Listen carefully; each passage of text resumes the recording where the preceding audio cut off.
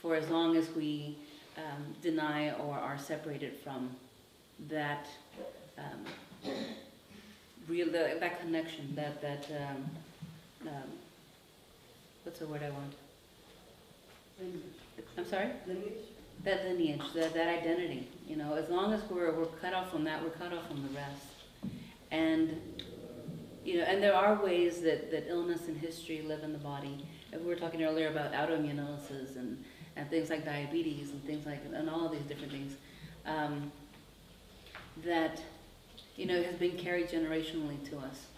You know, and in some ways, it almost seems like whether it's healing land, healing bodies, healing communities, and when we think of the way people have been torn by having to immigrate, having to being forced to move from one land to another, being denied, you know, ancestral lands, and of course seeing the pollution and degradation of that land.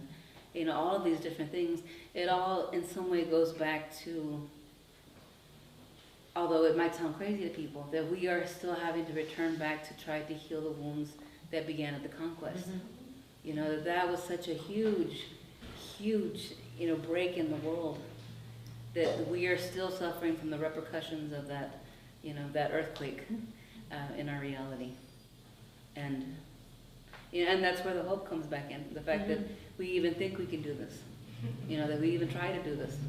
That our people are recovering, and we're still in a recovery. I mean, it feels like that in some ways everybody has this magic number in their head, which is 500, 550, 600 years, whatever. That yeah, well it's been that 500 years. Oh no. You know, my mother told this story, and we were in Talahina, and that's where our community is. It's outside of McAllister, Oklahoma. And she was 6 years old, and this is brutal. Maybe five is more like it. And this community in Tanny Hill, outside of McAllister, Oklahoma, was filled with Choctaws. So my mother, born in 1932, had never seen a white person, never. So when the band pulled up in the wagon, she couldn't stop staring. And my grandmother, who was in boarding school, blindfolded her and said, when you can stop staring, I'll take the blindfold off. Because she didn't know what, who, what, when, and where. And she said, I still remember that looking at a white person for the first time. I was shocked. So that's not 500 years ago. It just talks about the community in which she was raised. Her first language was Choctaw.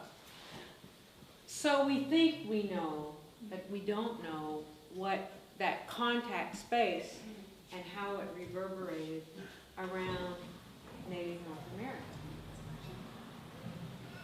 I don't know. You know, and I just want to say something else. We are the walking dead to people. We're the undead. We're the returning dead. People always think natives are dispossessed, dead, dying. Oh, it's just too bad. It's just really too bad that you're all dead. I can't tell you how many people have said that to me. Oh, I'm so sorry. All your people are dead. So I'm walking, I'm talking, I'm a sentient being. They're all dead? So there is the original zombie. I think natives are the original zombies.